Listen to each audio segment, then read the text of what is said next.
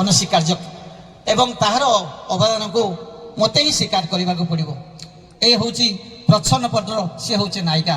ଆପଣମାନେ ଜାଣିନାହାନ୍ତି ଏଇ କଥାକୁ ମୁଁ ଏଇ ସଭା ମଞ୍ଚ ଉପରେ କ'ଣ ପାଇଁ ମାନେ ସ୍ୱୀକାର କରିବି ନାହିଁ।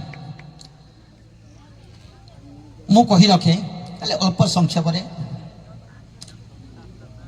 ଏଇ ଯେଉଁ ପତ୍ରିକା ଗୁରୁ ଗୌରବ କରିଛନ୍ତି, ଗୁରୁ ଗୌରବ ସେଇମାନେ ନୁହନ୍ତି ଯେଉଁମାନେ ଗୁରୁର ଗୌରବକୁ ଆପଣମାନଙ୍କର ସହାୟତାରେ ବିସ୍ତୃତ କରିଛନ୍ତି। ଫୁଲ ତାର ଧର୍ମ ଫୁଟିବା, ତାର ବାସନାକୁ ଧୂପର ବାସନାକୁ ସବୁଆଡ଼େ ବିଚଳିତ କରେ এই ସୁନ୍ଦର ପବନଟେ। ଏବଂ ସେଇ ପବନ ହେଉଛନ୍ତି ମୋ ସ୍କୁଲର ପୁଅ ଝିଅମାନେ, ନାତି ନାତୁଣୀମାନେ।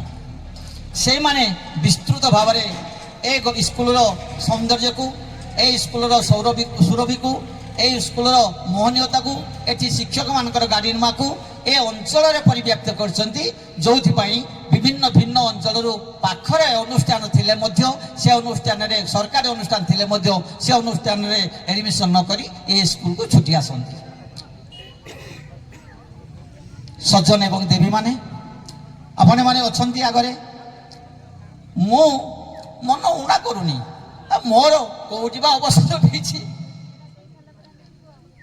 କହିପାରିବିନି। ଆଜି ଯଦି ଏ ଦିନଟି ମୋ ପାଇଁ ଶେଷ ଦିନ ହୁଏ, ମୋ ନିଶ୍ୱାସ ପାଇଁ ଯଦି ଶେଷ ଦିନ ହୁଏ, ତାହେଲେ ହଁ ମୁଁ ଦହିପୁରୀ ସ୍କୁଲରୁ ଅବସର ନେଇଛି।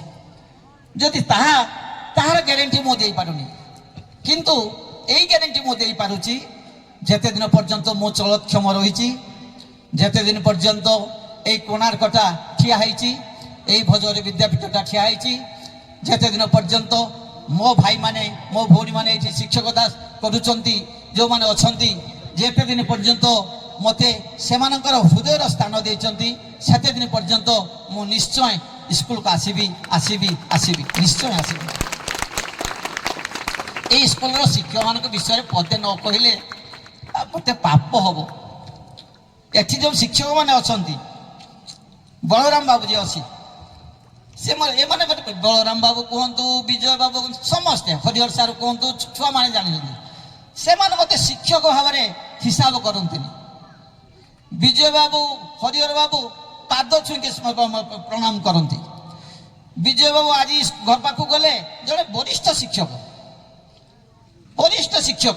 ଜଣେ ସୁନ୍ଦର ଶିକ୍ଷକଟେ। ବଳରାମ ବାବୁ ଅଧିକାଂଶ ସମୟରେ ସାର୍ ଏ ସ୍କୁଲ ଆମର କେହି ନୁହେଁ, ଏ ସ୍କୁଲ ତ ଆପଣଙ୍କର। এই ସବୁ ଘଟଣା ପରେ ମୁଁ କେମିତି 32 ବର୍ଷ ପରେ ମୋ ସ୍ତ୍ରୀ କାନିରେ ବାନ୍ଧିକି ରହିବି ଆପଣ ମଧ୍ୟ କୁହନ୍ତୁ। ଶିକ୍ଷକ ମାନଙ୍କର ମମତା, ଛାତ୍ରଛାତ୍ରୀ ମାନଙ୍କର ସ୍ନେହ ମତେ ସ୍କୁଲ ଠାରୁ ଦୂରେଇ ନେଇ ପାରିବନି। ମୋ ବୟସର ଆଉ ଟିକେ ବଡ଼ ସୁନୀଲ ଭାଇ, ସୁନୀଲ ରଞ୍ଜନ ଦାସ ଯେ ଅବସର ନେଇଛନ୍ତି, ଏ ସଭାର ଅଡିଏନ୍ସର ପଛରେ ଠିଆ ହେଇଛନ୍ତି। ଅନୁରୋଧ କରିଛି ଅନେକ ଥର, ସୁନୀଲ ଆସନ୍ତୁ ଆସନ୍ତୁ, ମୋତେ ଟିକେ ସାହା ହୁଅନ୍ତୁ, ଆମେ ଇଏ ହେବା। ହଁ ସାର୍ ଯିବି କହିଛନ୍ତି।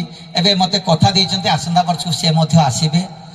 ମୁଁ ଏ ଅଞ୍ଚଳର ଆପଣମାନଙ୍କ ଭିତରେ 32 ବର୍ଷ ଧରି ମୋ ଯେମିତି ଗୋଟିଏ ମାନେ ଆପଣଙ୍କ ଅଞ୍ଚଳର ଜଣେ ଲୋକ ହୋଇଯାଇଛି। ମୋ ଗାଁରେ ମୋତେ ଯେତେ ଲୋକ ନ ଜାଣିଛନ୍ତି, ଦହିପୁର, ନୂଆପୁର, ମାଣତ୍ରୀ, ବର୍ଚ୍ଚିଗଡ଼ିଆ, ବଳିବାଡ଼, ଜଗନ୍ନାଥପୁର, ଏ ଅଞ୍ଚଳର ଷୋଲପଟା ଇତ୍ୟାଦି ଅଞ୍ଚଳ ମାନଙ୍କରେ ମୁଁ ଅଧିକରୁ ଅଧିକ ଲୋକ ପରିଚିତ ହୋଇଯାଇଛି ବର୍ଷ ପରେ ବର୍ଷ। ଆଜି କିନ୍ତୁ ଛୁଆମାନେ ଯେତେବେଳେ କୋଟି ଛୁଆମାନେ ସେତେବେଳେ ପଚାରୁଛନ୍ତି ସାର୍ ଭଲ ଅଛନ୍ତି ନା, ସେତେବେଳେ ମୋ ଆଖିରୁ ଲୁହ ଝରି ପଡୁଛି। ନଚେତ୍ ମୁଁ ଠିକ ଅଛି। ଆଜି ମୋର ସମ୍ବର୍ଦ୍ଧନା ସଭା କରିଛନ୍ତି, ଆପଣମାନେ ଆସିଛନ୍ତି, ମୋର ମାନେ କେତେ ଭଉଣୀମାନେ ଆସିଛନ୍ତି, ସେମାନେ ମୋ ଝିଅ ସମାନ। ଅନେକ ମା ମାନେ ଆସିଛନ୍ତି ଯେଉଁମାନଙ୍କର ପୁଅ ଝିଅ ପଢୁଛନ୍ତି।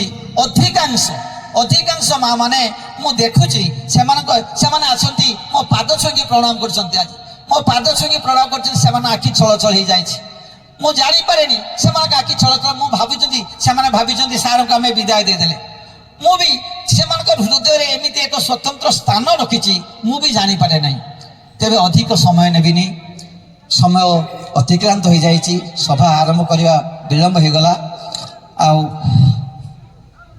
पिला माने उपस्थित रही से माने पुणी मुझे सभा मंच रही आमर जिते माने शिक्षक भाई भौणी जिते अच्छा छात्र छात्री समस्त को मुझे निमंत्रण करुच्ची मो सहित मत आज जीवाई डर लगे मत नहीं मो घरे छाड़े एवं आमे समस्ते एमती हसी खेली एमती आमे जीवन बीतेदवा अधिक समय नेबी ना आ मो स्त्री की मो पाख डाकि मो पाखुआ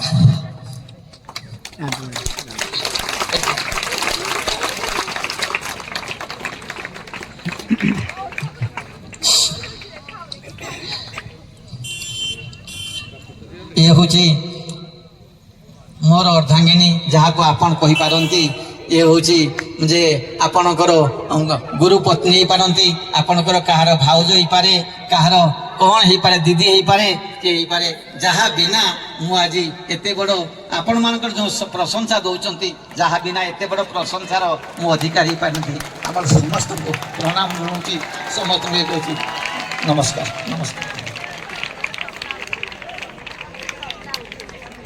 धन्यवाद गुरु गौरव सुरेंद्र सर एवं बलराम सर